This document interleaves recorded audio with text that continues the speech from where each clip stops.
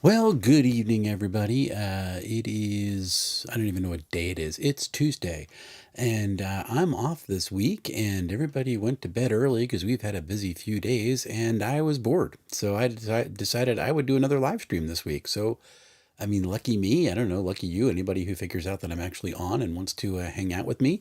Tonight, I am going to be doing character creation for this little gem of a game. This is Tales of Argosa, which is functionally low fantasy gaming version 2, but there's some streamlined things that came on. There are some improvements made for the engine for low fantasy gaming that went into Low Life 2090, which is the successor book, and they added them into this. It's really kind of cool. Beautiful book. I'm going to show the PDF off a little bit as we go through the character creation process, but that should be kind of fun. And hey, Chris, how are you? Good to see you. Hail indeed. Let me get you up here. Oh, there he goes. Hi, there you go. I have somebody watching. This is always fun. So I am just going to be going over the character creation process, and please keep in mind, this is completely off the cuff, so we'll see how this works. But I'm just going to bring up the creation process here. It is 17 steps. It's not that long. This is most of these are auto calculated, and it's pretty easy to go through. But one of the cool things that you see is that, let me see if I can get my mouse to show you guys. So because this is a low fantasy game, you're going to roll for your race at the beginning, and it does use race, so this is kind of an older style game. um, and you can see that you're going to roll a 1d12, but 1 through 9 is human. So that's it's very much a human centric game. I don't think in all the tests that I've run, I have not gotten a non-human character just yet. Maybe today will be our lucky day. Who knows? So what I'm going to do is I'm going to bring on my Foundry desktop and actually see if I can get over here to make my mouse work. There we go. And I'm just going to create a new character. So let's have some fun here. You can see I've created a couple tests already. Create a new character, and we'll just name this stream test for now. Who knows, right? So what I'm going to do is I'm going to roll a d12 to see what I get, and then go look at my character creation guidelines. If it's anything above a 9, it will be a non-human character. Let's see what we get. A 12. I finally have a non-human character. Let's see what that actually is going to be. So look here. I can choose a halfling. I'm looking for where my mouse went. I can choose a halfling or a half scorn. I am prone to halflings, so that's kind of where I'm going to go with that. And so what I'm going to do, let me go here. We'll bring down the items. I think halflings are on here. Actually, they're in the compendium. There we go. Races. I'm going to bring the halfling race over. We'll drag that over here. Should go right in. Cool. And you can see halflings are 3 foot tall, nimble, and light-footed, sometimes mistakenly for portly human children. Natural gift for hiding, dodging, and moving silently, and are seamlessly blessed with good fortune. Always kind of fun with that. And increase luck and AC by 1.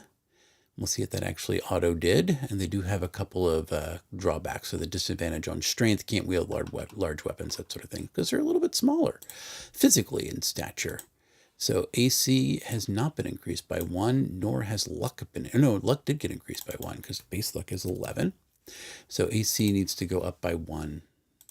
We'll get that up in a little bit, or maybe it did. I don't know if base AC is 10 or not. So we'll find out about that. But anyway, that is step 1. We got our race. Now we're going to roll D66 for background. So I'm trying to find my mouse again. D66 for background. So unfortunately, the way that this works here is, where's my thing? There we go. Is I can't roll a d66 and have it do an actual 66 because it tries to do 1 through 66 and not the values of the 2 dice. So we'll do a 6, roll that out. So we get a 50, 55. We're doing symmetrical here.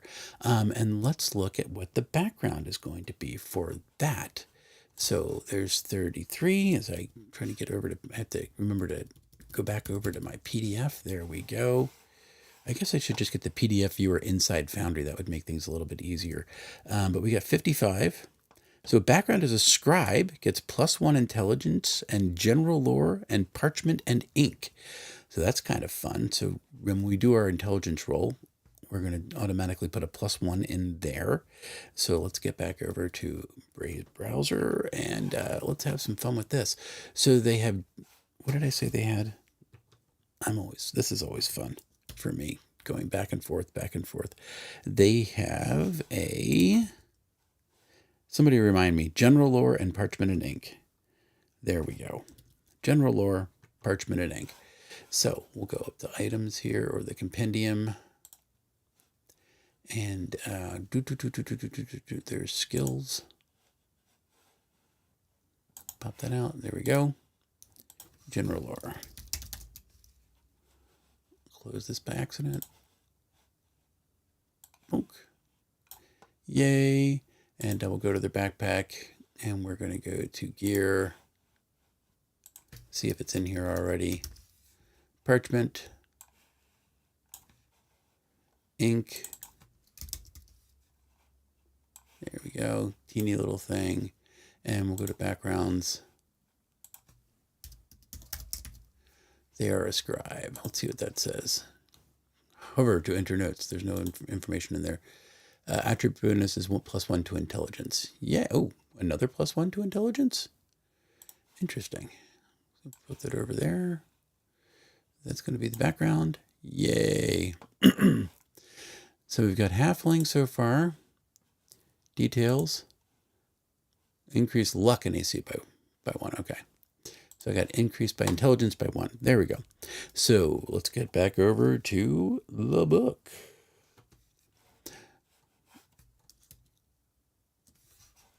A lot of things open right now.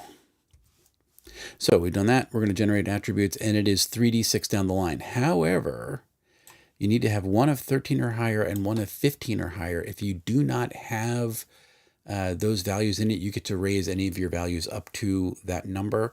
You may also swap to attributes, which is actually a house rule that I used for my basic fantasy game, which was a lot of fun. So let's get back over to Brave Browser and go back over to my Foundry, and we're going to start rolling 3d6 down the line, baby. 1, 2, 3. Let's see how terrible I roll today. Yeah, 4 strength. This is definitely a scribe. And the reason why you have base and current here is because inside Tales of Argosa, you can take damage to your attributes, which is going to weaken you for a time. And a -3 modifier for strength. We're really off to a great start. And then we got a 13 dexterity, so that's not bad. Give me a bonus to my AC anyway. AC 11 now. Yay. What do we got for Constitution? Oh, ooh, he's not strong, but he is pretty robust. I upped his hit points to 18. Not bad. He doesn't have his class yet. 9. 9 for intelligence. We might have to swap that out because he's a scribe. He should be smart. 10 for perception. Not very perceptive. Scribes in hyperfocus. Maybe they're not that perceptive. That makes sense. And 10 for willpower. So also not bad. So we have the 2 requisite values. So we have a constitution of 17 and a dexterity of 13. However, I don't like that 9 intelligence for a scribe, but I'm still going to keep it there. Maybe he got beat up at some point. Who knows? That was a pretty rough start. Yeah, it was really good. Hey, James, Better with Bacon, how you doing? Hey, Jim. Boo, I play a human every day. Be quiet, Jim. You're playing a halfling with this. This is stream test right here. I'm going to go back to my preview. Let's take a look at the next step. So we've done the attributes. Choose your class: artificer, bard, fighter, barbarian, monk, ranger, rogue, cultist, or magic user. Tell that short king to hit the gym. Yeah, we'll tell the short king to hit the gym. So always having fun. And let's see some chat highlights here. Hi, Jim. Boo, I have to play human every day. Yeah, I know you don't like human-centric games. And we will tell the short halfling to hit the gym. So let's look at his stats here. He's not a fighter because he's got a strength of 4. Although I guess I could throw the Constitution, swap that with 4, and give him 4 hit points and make him a glass cannon. That would be kind of fun. Dexterity of 13, Constitution of 17, Intelligence of 9, Willpower. Really, maybe he's a burnt out scribe because he wasn't that bright, nor perceptive, nor willpower, and became kind of a ranger monk type. So let's take a look at the classes quick. Be kind of fun. I have to switch in 2 things. I have to bring my PDF active so I can actually see it. Hey, let's get going here. So I want to find my classes. There we go. And magic user monk, maybe a ranger type. Key attribute is perception. Nope, that's not good. Who's got a good dexterity? I guess the rogue. Key attribute is dexterity. I'm thinking halfling rogue. We're just going to go all old school on this, shall we? But key attribute is dexterity. Hit points is equal to con score plus level times 2. One-handed weapons, light armor. Class starting gear is short sword, dagger, leather armor, and thieves' tools. He gets stealth, sleight of hand, traps and locks automatically, and then he rolls 1d10 3 times to get 3 of these different abilities, which is not bad. And then he gets these 2 tricks at the 2 abilities at first level. So I'm going to drag Rogue over to him. So let me get back over to Brave here. And let's get over here. Bring that compendium up, classes and abilities. And we're going to drag the Rogue over. There we go. Hit points are now 19. It's not bad for a first level Rogue with good constitution and no strength whatsoever. Yeah. And what it's going to see is his abilities are actually already on, except it puts all of his abilities in here. Which is one thing I don't like about the setup. So he should have backstab, finisher, and tricks right now. So we do not need this. That gets added later. Skirmisher gets added later. Backstab, finisher, and tricks. There we go. I'm going to bring back over to the rogue here for me really quick. And he's got stealth, sleight of hand, and traps and locks. So let's go to skills. Bring that up here.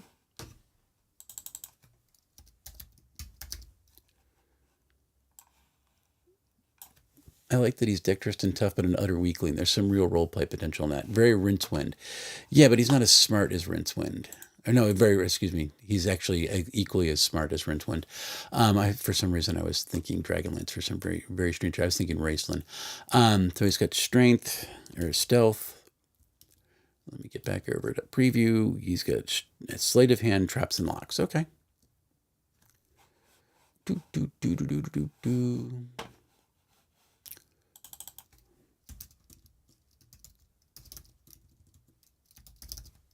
Sleight of hand. Bring that over. And traps and locks.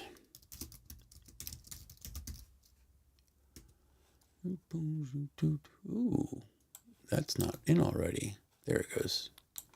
I had to put the ampersand in. There we go. Let me see if I can bring my... I don't want to screw that window over.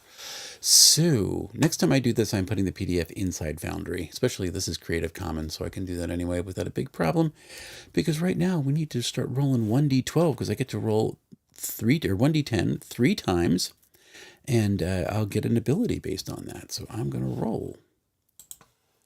Or a skill, I should say. Or not D12 was, I just said that. D10. So that's 4. That is deception. Man, he's too typical a rogue at this point. That just makes me unhappy. Bring that over there. There we go. I'm going to roll again. One more time. 1. What's 1 on here? Acrobatics. Man, he really is the stereotypical rogue at this point. I keep bringing my mouse over the wrong way. There we go. No, go over here. Where is it supposed to be? Where did my mouse go? There it is. Too many things to move. Okay, so there's acrobatics. Now let's do one more roll. You cannot double up, so you can't get like a double bonus on something, which kind of bums me out. I thought that would be really kind of fun.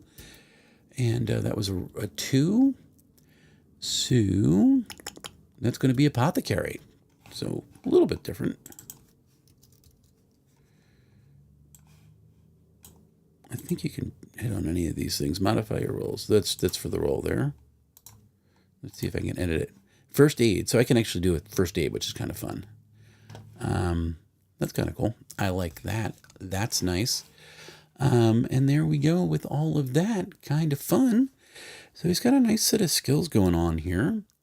And let's look at his starting gear. Also, he gets an intelligence of +1. Somebody remind me to put that in. So it does have a 10 intelligence, which does matter in this game. Short sword, a dagger, and leather armor, and thieves' tools. Okay. So let's get gear up. Well, let me get armor first. It's light armor. I'll just rename it as leather.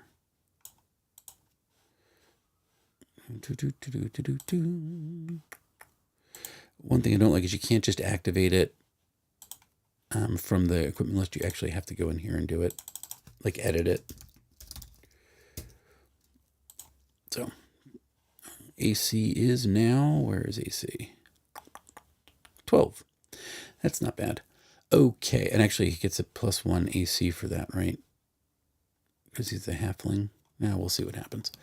All right, and he had a dagger and a short sword, right? Weapons. Short sword and dagger.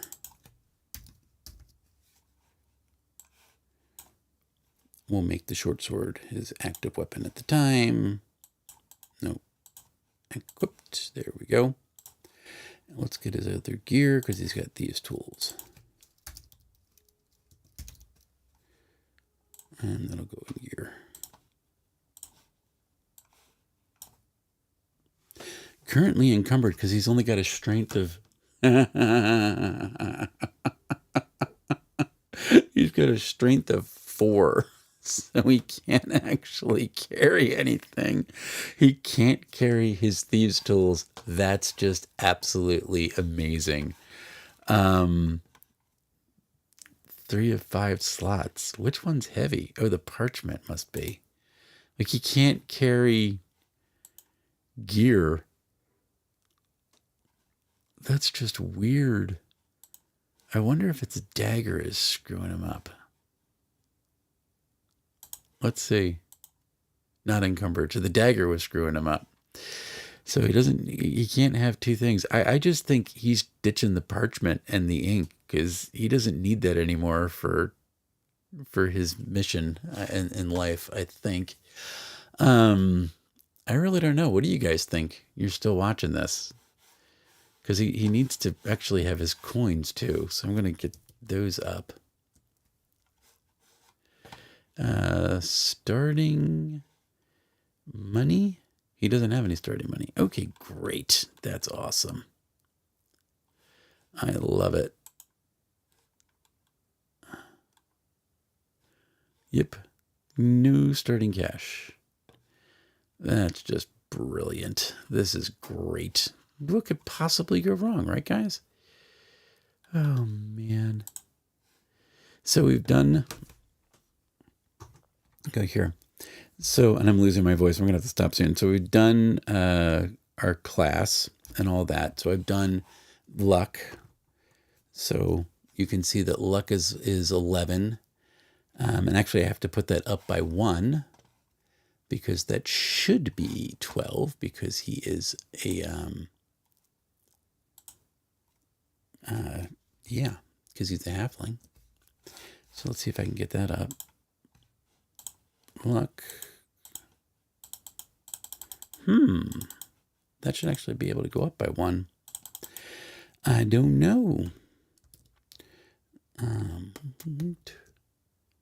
Again, I'm using this interface for the first time with everybody here, so bear with me a little bit. Hit points are not calculated accordingly. We already have that. Death save is 10 plus your con. Yep. Skills are partly based on class. Your class abilities you already have. Battle gear we already have. Yes. Armor class is 10 plus your armor bonus plus a shield and plus dex mod. So he should have +1 AC for being a halfling. I have to figure out how to add that. Choose your bonus languages if your intelligence is that. Nope. Age is 1d20 plus 16. So let's see how old he is, shall we? That might be fun. 1d20 plus 16.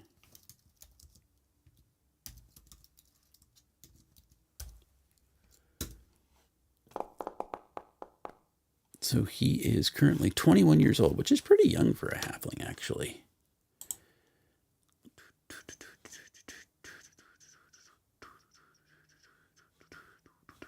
I guess that's where my edits go. I don't know where to put his age. Dude, I thought it was there.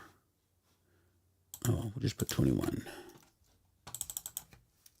21 years old. There we go. Save that. Yay. Now, AC. Let's see what happens if I put 1 in there. Ah, there it is. And luck is 1. That's where those go in. See? Brand new thing. With Thieves' Tools, he can get cash when he needs it. That is true, Jim. That is very true. I ditched the dagger to get in the Thieves' Tool because he's not really a dagger type person. I mean, a melee type person. He really should have like a sling or something. And I think I might, because I ditched the dagger, I might just give him a sling anyway. Because that just makes sense to me. Because he just seems to be more of that type of a person.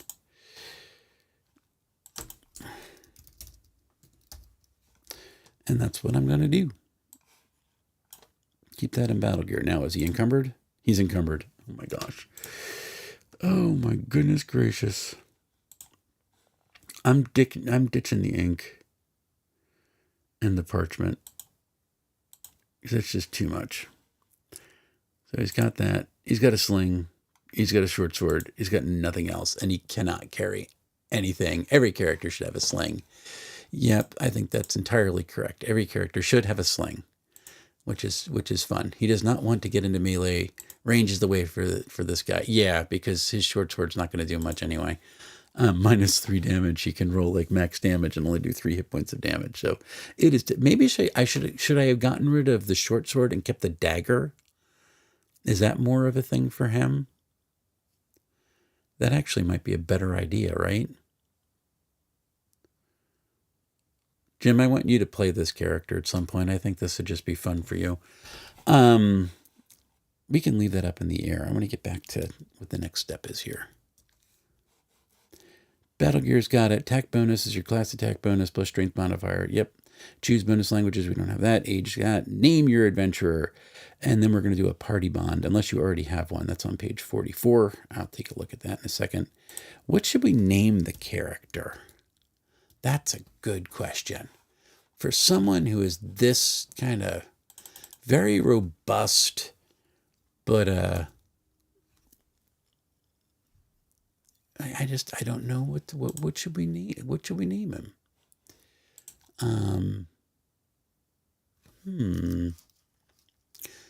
He's robust but not strong.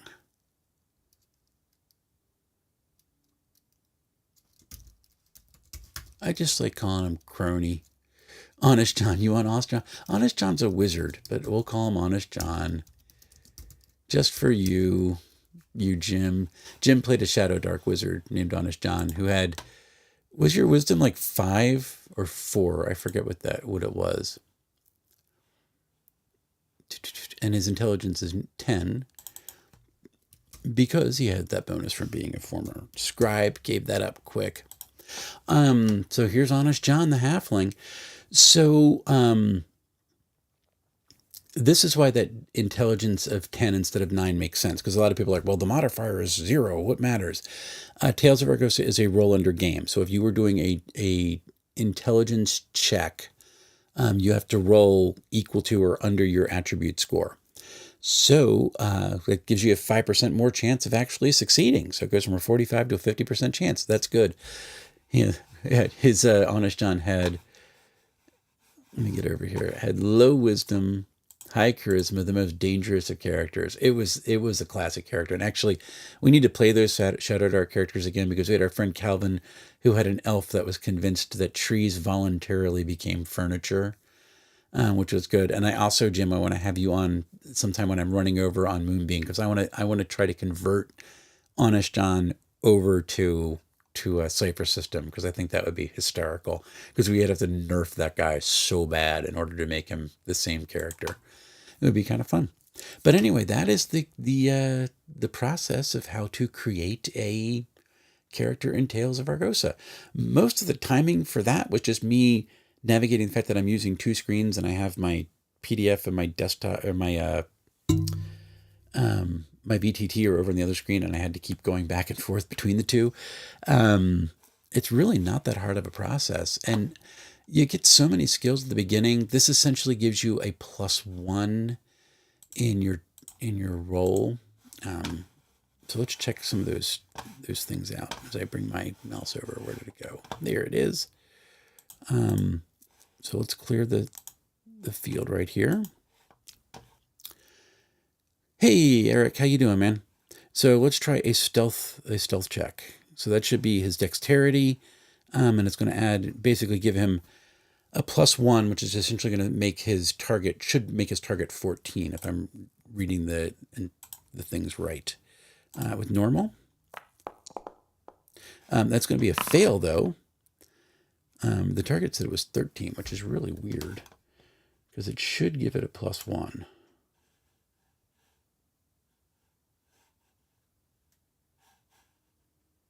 Let's see what happens if you do skilled.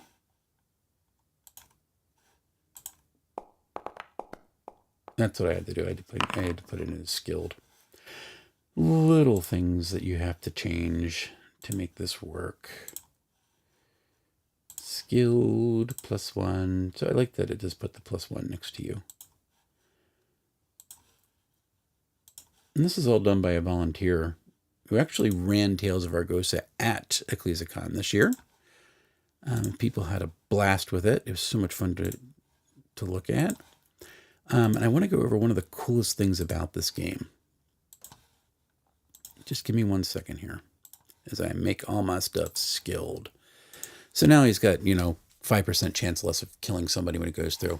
Interesting character gender system, intuitive but sufficiently unique to be a little spicy. I like it. It's very, if you're familiar with 5e, you get skills based on certain stuff. And then if you're familiar with old school 3d6 straight down the line and being good at different things, that makes sense. And then I love roll under systems. So for me, it's very happy. It makes me very happy. But here's the really cool thing. So we've talked about luck. And luck is really interesting because there's no saving throws in this game, even though it's a much more older school game. But also you don't just roll like intelligence with your intelligence modifier plus your proficiency modifier in order to make a save to get around something. Instead, you have this thing called luck. Luck is really a cool idea because it starts, and you can see he's got 12 because he's a halfling. So he starts with 12 luck, and it's a roll under system. To make a luck check, you have to roll under your luck score or your modified luck score in order to succeed. Sounds simple enough. The problem is that every time you succeed in a luck save in Tales of Argosa, which is the same in all of the low fantasy system games, your luck reduces by 1. So the further you adventure, the more you are literally pressing your luck. And King Eric, John is really not all that honest. So I'm just going to make a quick luck roll, and we'll see how that works out for us here. Normal. You do have advantage, disadvantage, which work just the same way as people would expect them to work. And he failed. So and a terrible failure because it was 5 above or half above the his actual score, which is good. I can do a reroll. You get a certain amount of those every adventure. But we're not doing that. Oh, and his crit range is 20. We're not going to do that. He just did a terrible failure. Whatever he was lucky at, he was awful at. So here's what we're going to do. I want to show you how this gets modified. So if it's a luck dex check, the base is now going to be target 13. Actually changed it automatically because it's going to add your dexterity modifier to it. Whereas if it was strength, his target would be 9. So he never wants to be in a strength involved task at all, trying to survive. Most of these things are just going to be flat, except for Constitution. Target is 15. He's trying to fight off some poison, not save or die poison in this game, which I actually kind of like because I don't like that rule. And actually succeeded. So his target was 15.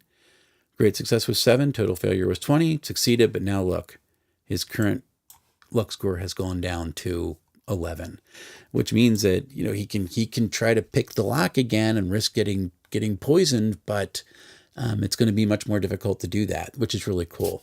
In my experience, there's no such thing as luck. Thank you, Han.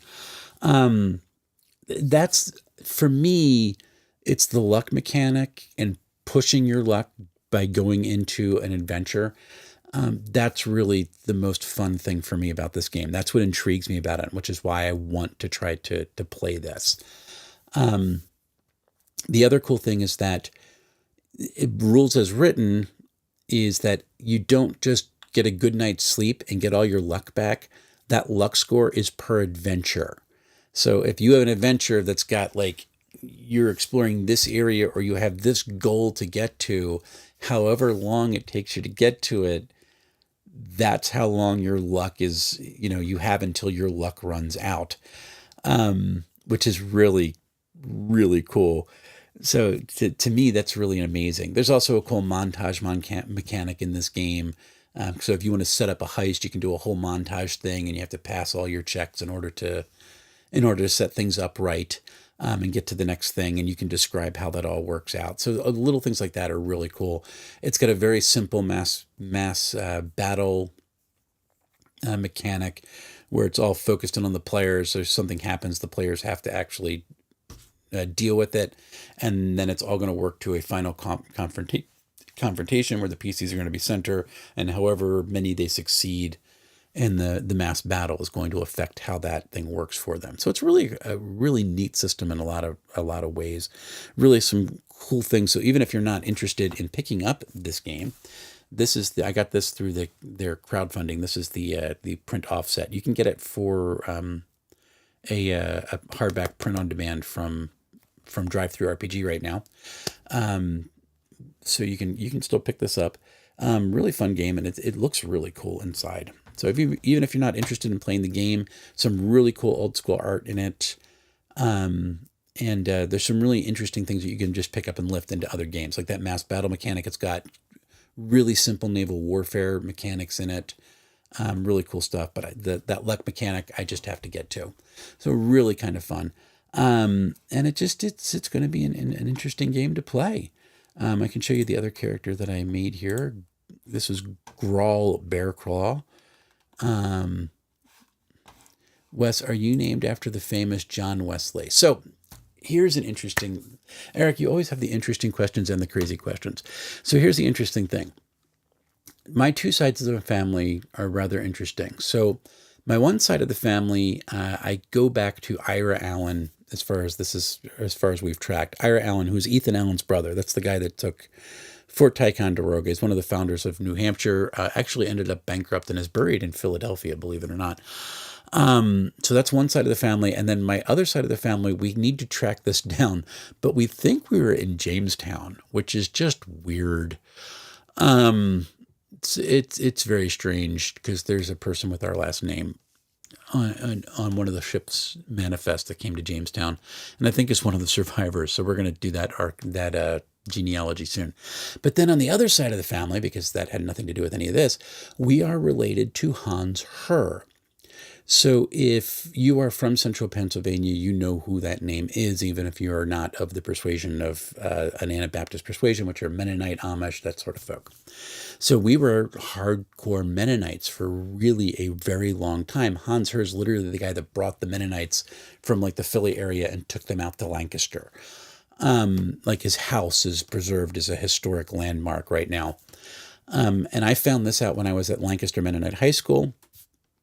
The Mennonites play a game called the Mennonite game, where they would go, it's like, well, who are your parents? And you try to figure out back how many generations back you were related. It's a very strange game. And I would always be like, hey, Terry and Susie Allen. And no, that would just get blank stares and people would blink at me.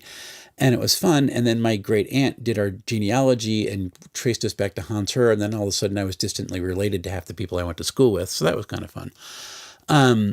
But Mennonites and Anabaptists, if you don't know this, are by and large, with few exceptions throughout the years, pacifists. They are non-resistant people. They are very much turn the other cheek type of folk. And so in my genealogy that my great aunt did, I was reading through, and in the teens of the early 20th century, there was someone, so-and-so corporal in the U.S. Army. And then after that, they were Methodist. And so what had happened is that our family got excommunicated because you get shunned. You're gonna take another life where you're not part of this church. You've abandoned our tradition. And they went and became Methodist. And after that, the next generation born, there's a person who is named Wesley, because John Wesley is one of the founders of the Methodist Church, and as you know, being thankful that they found this home, they named somebody Wesley. And then next generation after that, my uncle was named Wes, and then I'm the third person to have the name since we got excommunicated from the Mennonites. And here I graduated from a Mennonite high school, 70 years later, not knowing anything about this. 60 years later? 80 years later? I guess about 80 years later. 92. I'll do math later. It's late.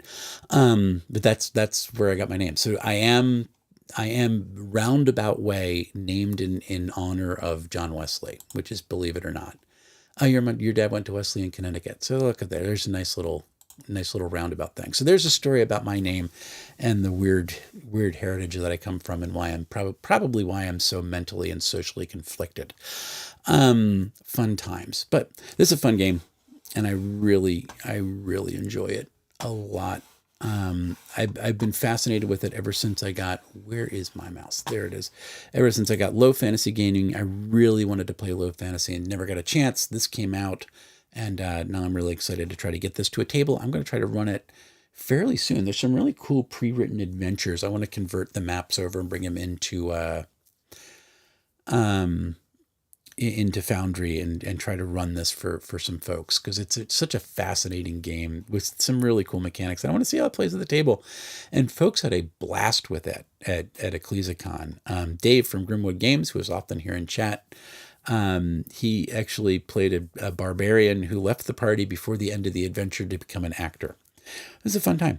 So this is my other character that I kind of went through the whole process with. This is Growl Bearclaw. You can see he's got some strength. He's much more of a perceptive type, and he's a human hunter. A human background hunter with barbarian. So he's got his javelin and his spear and his great axe, and he has fun blowing things up. Really kind of fun. But it's interesting. I'm looking forward to trying to play this out. And Eric, thank you for listening to my story. That was a neat question. It was fun to be able to kind of point that out. But that's what I got going on. I am not going to have a scripted review this week. I did get done this book, Tales of Argosa, which is just, this is, let me see if I can get it. Just look at the cool ink art. It's so, you can do some stuff with line, like black and white line drawings, that it just creates this a whole different evocative feel. And it's something that I really appreciate. And when you have really good line art, it's so good.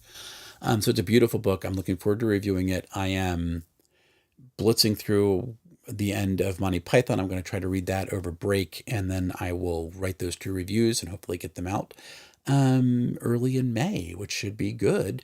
But I'm on vacation this week and I'm trying to take a break. And if I get a chance, I might do another stream because I got a couple of other systems I want to do character creation things with. I was testing out the character creation process for Mutant Year Zero today, which is a really cool game that I don't think I could ever play because it's just too dang stressful, but it's a really neat creation process. And that should be kind of fun. Growl enjoys sugary carnival pastries. Sure, I like that. I have to actually highlight that, Eric, because that's something that just needs to be seen by people. Yeah, so I'll be doing those, and I'll have those reviews up. Then I'm going to get to, and let me get to my main. So then I'm going to get to probably Never Going Home, Neon Lords of the Toxic Wasteland. There's Zombie Brain Eaters. There is Rust and Redemption. That's one I really want to get to desperately. That's the post-apocalyptic book, source book for Cypher System. And then I got Dreams and Machines. Let me see if I can bring this out here. Here it is. Nope, that's Land of Eden. Where's my Dreams and Machines? There it is. This is a really cool setup. So it takes place in a world that is, it's essentially post-apocalyptic. You are in a society that is rebuilding after these giant robots, like, just destroyed it. And they for some reason, they stopped. And so you're kind of these people who are living in the, in the shadow of them rebuilding society. And every now and again, they start to wake up and people have to actually go into the machine, like cyberpunk style, and try to put them back to sleep. So it's a really cool concept. And they're neat little books. I've never reviewed a Modiphius game, so that's kind of fun. So that's going to be on there. And I also have these out here. One of my next looks is going to be at this game. Now, I did a review for this last year off the PDF. So this is a Land of Em core rulebook, and in my review, I call it the Land of M because I think M actually matches the ethos of the game, which is just kind of like Muppets, kind of fun. But this is going to be kind of cool. I want to do a look at the physical product of this because it's very beautiful. The PDF captures some of it, but I do want to take a look at it. One thing I don't like is the pastels for the GM screen. I think it's not high enough contrast, but that's one of my critiques. But when I got Land of Em, I got the 3 core books. So I also have Volume 1 of the Bestiary. And look at this honkin' book. This is the setting book, which is, the artwork is just so cool because it's like Muppets meet Mad Max, like post-apocalyptic Lord of the Rings. It's very strange. And this GM screen is a little bit better with that darker color over there. But this thing is like, it's got everything in the Mucklands mapped out, and everything's presented really well. So those are 2 books that I want to add to it, and then to do a first look at the core book, just to show you the print version of it and give a demo of it, which should be fun. What else do I have down here right now? Oh, I get this one. I've talked about this, but I haven't showed it to you. This got sent to me as a review copy. So this is Project Sunflower. Again, I got a lot of post-apocalyptic games. I don't know why that's on my mind lately. No reason in particular. Yeah. Anyway, so this is Project Sunflower, which has got a very Last of Us style vibe to it, where they had mutated sunflowers and they became this thing that basically ate people, which is fun. So kind of cool. And I'm looking forward to getting this. I thought it was an interesting form factor to go, the wide landscape instead of portrait. So that's kind of fun. And that's somewhere in the mix because that's just a really cool game. And I do want to get to that at some point. Is the Rapture? The Rapture is coming. Nope, the Rapture is not coming. The Rapture is a 19th century invention, it's one of my pet peeves. So that's when people's like, when's the Rapture coming? I don't, it's dumb. So Is the Count the final boss in the EM? Sure. Which is good. So I got a lot of cool stuff coming up. I'm really, really, really, really happy to have all these things to be able to review for you. I know I've got other books that are probably being shipped soon. I also got the GM screen for the Monty Python's medieval or co-curricular medieval reenactment program. So that's kind of fun. It's a really cool thing. I'll do a demo of that at some point. And Crown and Skull's still sitting over there that I did read through because I played it at Page, and I do want to review that. So like I said, I got a really full stuff, which is really cool. There's a whole section in our Harmosi Mundi by Johannes Kepler on polyhedrals. Is there really? Really, Jim? I always okay. I'm totally fascinated by this now, and I need to read this. Thanks, Jim. Like I need more things to read. That's kind of fun. So a lot of cool stuff coming up. I do want to try to do a couple of actual plays at some point on the channel. I know I tend to do them and have Dave stream them. I would love to try to run one at some point and see if I can actually pull it off again. Because I had a lot of fun doing it. And that's going to be some stuff that's coming on, and looking forward to bringing it to all of you. So, folks, have a great week after Easter. For folks who are on spring break, enjoy that. For folks who are not, I hope that you get some rest and relaxation at some point this week. And, oh, Jim's got this now. I'm trying to close out, and you're giving me interesting information. Kepler connects the Platonic solids to harmonics, astrology, and alchemy. It's a wild ride. Jim, I want the PDF. I'm on vacation. That's good vacation reading because I'm weird. Very good. Anyway, I'm going to bed. So you all have a wonderful week. And until we see each other again, folks, happy playing, everyone.